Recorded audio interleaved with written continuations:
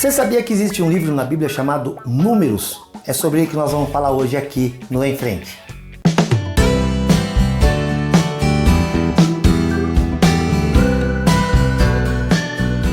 Olá, meu querido, minha querida, bem-vindo ao programa Em Frente. Eu sou o pastor Silas. Nós estamos aqui mais uma vez para falar das coisas espirituais. E tem coisa mais espiritual do que a Bíblia Sagrada? É a própria Palavra de Deus. E nós estamos falando a respeito dos livros da Bíblia, numa sequência, dando uma visão global a respeito destes 66 livros. E hoje eu quero falar com você a respeito de um livro chamado Números. Pois é, a Bíblia tem um livro chamado Números. E ele quer dizer exatamente isso. Deus chama Moisés e fala, vai lá e conta quantos homens entre o povo de Israel, quantos homens são capazes de ir à guerra. E o povo hebreu, queridos, eles, da sua jornada até a terra prometida, eles fizeram relatos bem específicos, com datação, com numeração e com o relato de situações e circunstâncias muito importantes para que nós saibamos hoje como Deus estava atuando no meio do seu povo. E aliás, por saber como Deus fazia com eles, nós também podemos saber como Deus faz conosco hoje, já que o Senhor, o nosso Deus, é o mesmo Deus do povo de Israel. O livro de Números, ele é o quarto livro do Antigo Testamento. Ele tem 36 capítulos e ele faz parte daquele conjunto de livros chamado Pentateuco, que são os 5 livros da lei. Este livro, então, tem como uma visão global, como eu disse, o relato da contagem de homens que eram capazes de ir à guerra. Mas é claro que eles não ficaram presos apenas na contagem numérica. Também relataram o que estava acontecendo naquele período entre o povo hebreu na sua jornada para a Terra Prometida. Esse livro foi escrito aproximadamente no ano de 1400 a.C., também por Moisés. Esse livro também nós vamos dividi-lo em 6 partes. E eu vou te falar aqui o que cada grupo de capítulos pode trazer de informação para você. Olha só, lá entre os capítulos 1 a 10, o povo então deixa o Monte Sinai, aonde eles estavam ainda recebendo as leis do Senhor, para seguir para a Terra Prometida. E aí o Moisés já está agora contabilizando o número de sacerdotes e também o número de homens adultos de cada tribo. Aí nesse caso ele excluiu os levitas, que eram os sacerdotes que faziam parte de uma outra contagem. E neste meio, novas instruções, novas leis são dadas por Deus ao povo. Num segundo momento, dos capítulos 10 a 12, os israelitas, mais uma vez, nós os encontramos murmurando, reclamando com Deus a respeito da sua sorte. Deus já havia abençoado aquele povo de uma maneira tão poderosa, mas tão forte, e eles continuavam reclamando de tudo. Cada momento era uma coisa. Quando não era por água, era por comida. Se Deus mandava pão, queriam carne, e assim estava acontecendo. Nesse momento, Deus, querido, fica extremamente indignado. O Senhor manda para eles o pão e Deus também manda a carne. Mas por conta desta indignação, Deus manda ali entre eles um fogo que os consome por um período. E aí então Deus manda codornizes que eles comem de uma maneira exagerada, que diz a Bíblia, começou até inclusive sair pelos seus narizes. Misericórdia. Queridos, também nesse conjunto de capítulos, nós vemos algo muito triste acontecer. Os irmãos de Moisés, Miriam e Arão, se rebelam contra o próprio irmão e falam mal dele. O Senhor não gosta disso e Miriam se vê leprosa e o povo fica paralisado até que Miriam possa ser curada. E aí eles voltam à sua jornada. Na terceira fase deste livro, que nós temos os capítulos 13 a 20, mais uma rebelião, queridos. Mais algo terrível está acontecendo. E dessa vez nós temos a seguinte cena.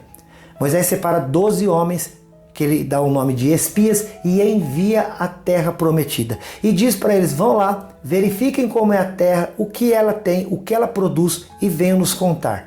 Desses 12 homens, 10 vêm com más notícias, muito embora tenham visto as grandes coisas que aquela terra tinha. Voltam, reclamam de tudo e o povo se sente extremamente desanimado. Como é complicado quando alguém se levanta no nosso meio com desânimo, com falta de vontade. Isso é contagiante, é terrível. 2 homens, Josué e Caleb, dizem: não é assim.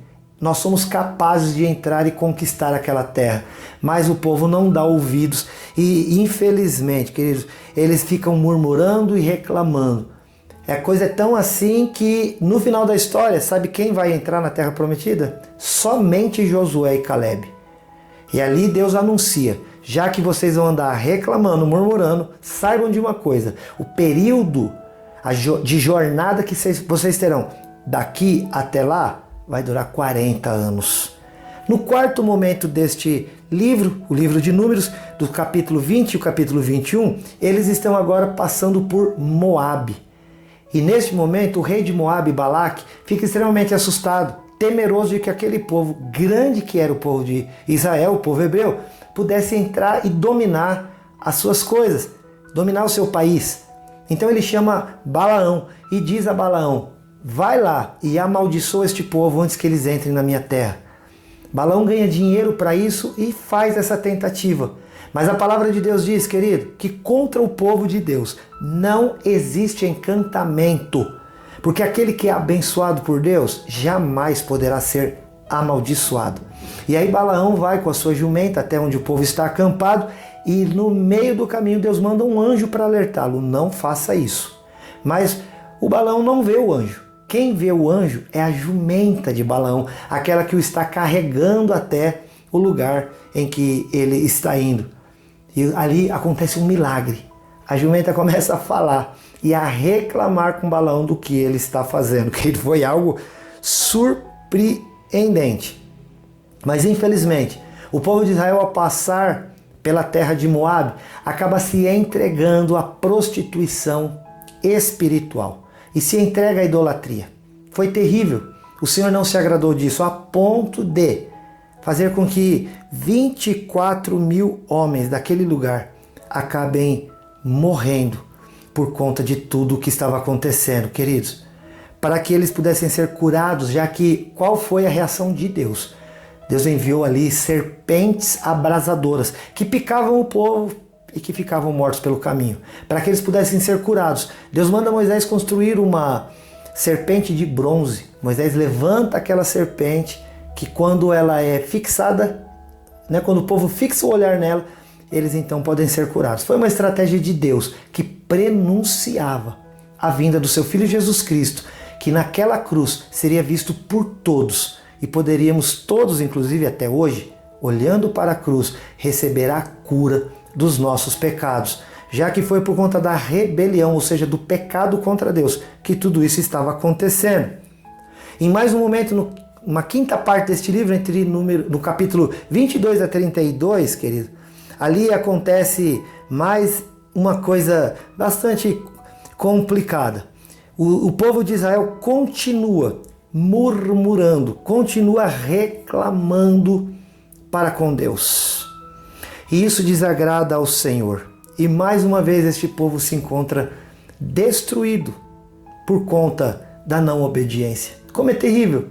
Um povo que simplesmente resolve contrariar os princípios de Deus. Não nos faz bem. E ali o Senhor revela novas leis, porque o povo, embora soubesse quem era o seu Deus e qual era o seu caráter, muitas vezes preferiam não obedecer. Então Deus formalizava as suas leis, os seus princípios, para que o povo, sabendo no que estavam errando, parassem de cometer aquele erro. No sexto e último bloco de capítulos, o capítulo 35 e 36, mais leis de Deus são reveladas. E Moisés continua descrevendo, fazendo relatos da sua caminhada até Canaã, do Egito a Canaã, a terra prometida. Aqui agora são trazidas novas leis, principalmente da divisão da terra e das heranças que os pais deixariam aos filhos. E algo muito bom acontece aqui. A Bíblia, que é muitas vezes chamada de uma Bíblia machista e em que só os homens têm condições, queridos, sabe o que acontece nesses capítulos? O Senhor Deus abre a oportunidade para que as mulheres também sejam tratadas como os homens no que diz respeito ao recebimento de herança.